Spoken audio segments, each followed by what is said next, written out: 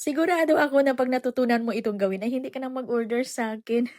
Kaya mag-practice ka na nito, kasi ikaw na yung o-orderan. At laking tulong sa iyo ito na puwede mo talagang pagkakitaan. Kaya today ay ire-post natin 'to. So dito gagamit tayo ng 11 by 15 by 1 yung sizes ng ating hulmahan. At para hindi na tayo magpahid-pahid ng mantika dito sa ating baking paper, ay gagamit na lang tayo ng non-stick baking paper. Ilagay natin 'to sa comment section kung saan natin nabili yung ating baking paper. At isit aside lang muna natin. Dito naman tayo sa ating egg whites. Kailangan natin dito ng 10 piraso ng egg whites at mula ito sa large na itlog. At lagyan ko ito ng half teaspoon ng cream of tartar. Kailangan na cream of tartar yung gagamitin natin pag gumawa tayo ng merang para sa braso de Mercedes. At pag nag-start ng nagbubbles yung ating egg whites, ay unti-unti na din nating ilagay dito yung half cup plus 2 tablespoon na white sugar. Gradually lang talaga yung paglagay ko ng ating asukal hanggang sa maubos yan. Pagkatapos ay sunod kong ilagay dito yung 2 tablespoon na cornstarch. At pagkatapos ilipat ko na sa pinaka-high speed na yung ating stand mixer para mabilis natin makuha yung medium step peaks ng ating mirang. Pwede naman kayong gagamit dito ng hand mixer.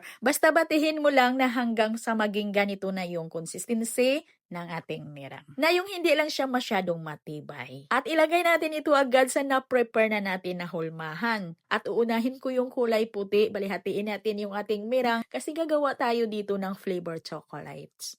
At sa puntong ito, kailangan ay nakapagpainit na tayo ng ating oven kasi pagtapos nito ay isa lang natin ito agad. At dito sa tinira nating mirang ay maglagay ako dito ng mga 1/2 tablespoon ng chocolates flavor syrup. Ang gamit ko dito ay yung chocolates flavored ng Bakersfield. At ipatong or isampaw natin dito yan sa ibabaw. At i-flatten lang natin yan ulit. Sa intro ng ating video ay nakikita ninyo yung classic, yung OB. Ay nasa sa inyo na ho yan ha kung gagawin nyo itong OB, yung ating chocolates.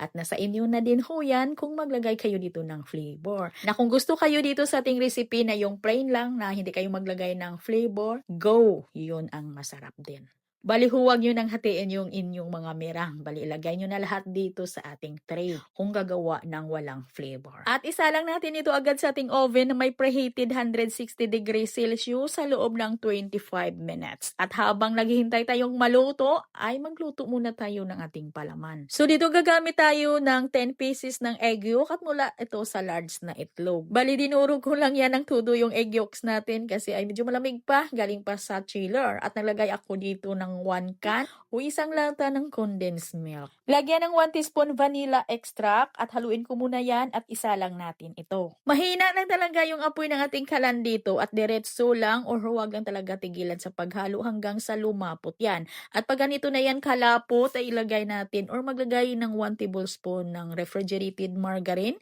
Ayan po yung gamit ko. And then haluin ulit para matunaw yung ating margarine, yung refrigerated margarine. At okay na. At ito na luto na. At para sigurado talaga kayo na hindi mag-deflate, hindi babagsak ang inyong mga braso de Mercedes, pagkatapos ng 25 minutes ay huwag muna nating kuhanin agad yan sa ating oven. Bali i-leave or hayaan muna natin ng mga 3 to 5 minutes bago natin tuluyang kuhanin sa ating mga oven.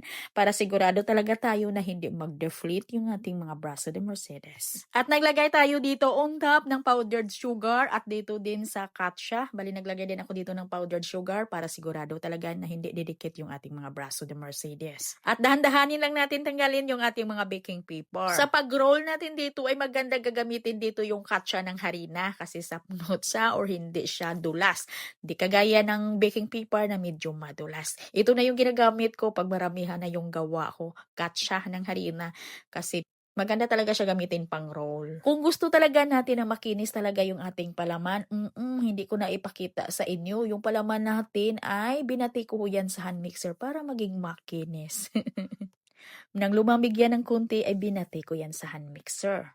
At magtira tayo sa ating palaman kasi ilagay natin dito sa bandang dulo. Para maganda din tingnan. Pag ibinta ninyo ito ng whole ay ilagay nyo lang ito sa brasos tray natin. Pwede ding hiwain natin ito. Pwede nating ibinta ito per slice. Bigay ko ito sa aking reseller ng 370 at ang bigayan or bintahan naman nila ay nasa 400 to 500 pesos.